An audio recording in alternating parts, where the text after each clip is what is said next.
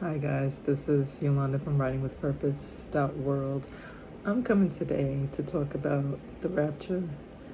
I'm seeing so many posts across social media about the rapture, and they're giving so much false information. If anything, we should be more concerned and worried about AI, and also concerned about the digital ID that's coming, because the digital ID is going to be biometrics, where it's going to scan your eyeballs and scan your fingerprints. And that, to me, is troubling, because that is leading to the mark of the beast. And so everybody's concerned about the rapture, but we do not know the time nor the hour in which Jesus is coming back. So we need to prepare not only for his coming, but also for the things that's coming upon the earth. Because we have to be mentally, spiritually, physically, emotionally, and psychologically prepared for what's coming. And so I want to take you to Matthew 24, which is basically the sign of the times and the end of the age, because that's basically where we're at right now. And I want to go to verse 23, which talks about the Great Tribulation. And I want to go to verse 23, and it says that if anyone says to you, "Look here, the Christ," for there do not believe it. For false Christs and false prophets will rise and show great signs and wonders to deceive, if possible, even the elect.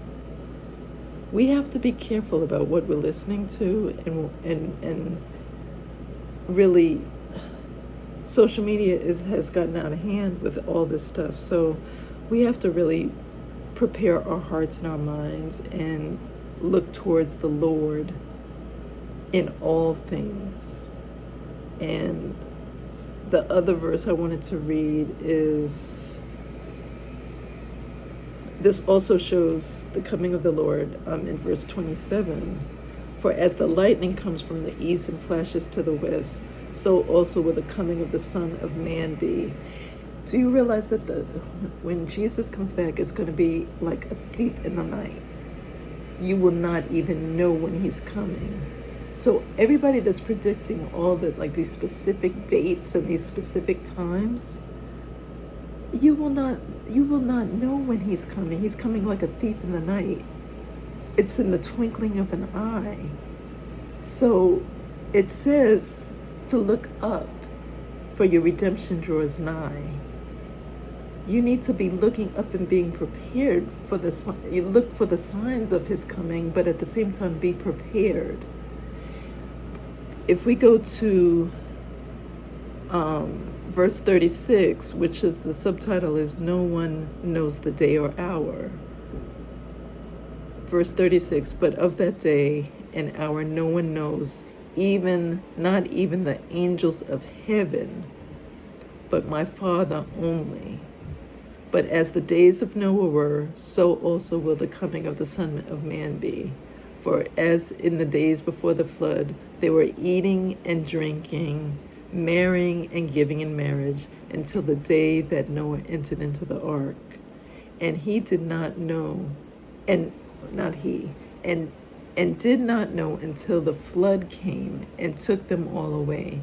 So also will the coming of the Son of Man be. So it's going to be when you're not prepared and you're not even thinking about Jesus coming back.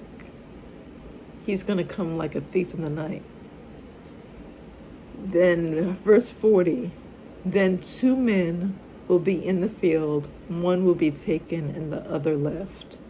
2 women will be grinding at the mill, one will be taken and the other left. Watch, therefore, for you do not know what hour your Lord is coming. It clearly states it in the Bible. You do not know when the Son of Man is coming. So all these predictions and all these dates, they've been saying this. And the thing about this, when people are sending out all these false dates and false information, it leads to disbelief, and it leads to grieving of the spirit, grieving of your heart, because you're longing for, some Christians are longing for the return of the Lord so they can be taken up out of this mess that we're in. But we have to be steadfast, and we have to prepare, because some people believe in pre-trib, some people believe that we'll be here during the tribulation, and then, it clearly states in the Great Tribulation, let's go to 15. Therefore, when we see the abomination of desolation spoken of by Daniel, the prophet, standing in the holy place, whoever reads, let him understand. Then let those who are in Judea flee to the mountains. Let him who is on the housetop not go down to take anything out of his house. And let him who is in the field not go back to get his clothes. But woe to those who are pregnant and to those who are nursing babies in those days. And pray that your flight may not be in winter or on the Sabbath. And for then there will be a great tribulation, such as not has been since the beginning of the world until this time, nor ever shall be. And unless those days were shortened, no flesh would be saved. But for the elect's sake, those days will be shortened. That right there to me is like a key. It's verse 22. Unless those days were shortened, no flesh would be saved. But for the elect's sake, those days will be shortened. So it's saying that the time period of what we have to go through in tribulation is going to be shortened. Now, it doesn't say how. Is it going to be shortened by persecution? Or is it going to be shortened by the rapture? It's not clear of what it's saying, whether, we will go through half of the tribulation and go through persecution and then, die in the middle of the tribulation, or if Jesus will come back and save us, because it does say no flesh would be saved but for the elect's sake. Those days will be shortened. So I just wanted to kind of highlight that scripture. And another scripture I also want to bring is, be not anxious, but by prayer and supplication make your requests known to the Lord, because there's a lot of anxiety towards everything that's coming upon the earth.